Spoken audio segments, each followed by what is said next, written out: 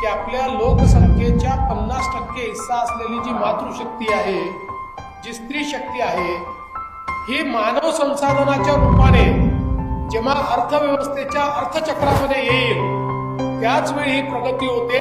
त्या सगळ्या देशांनी ही प्रगती साधली ती आमच्या स्त्री शक्तीला मानव संसाधन म्हणून त्या ठिकाणी परिवर्तित करून स्थापली.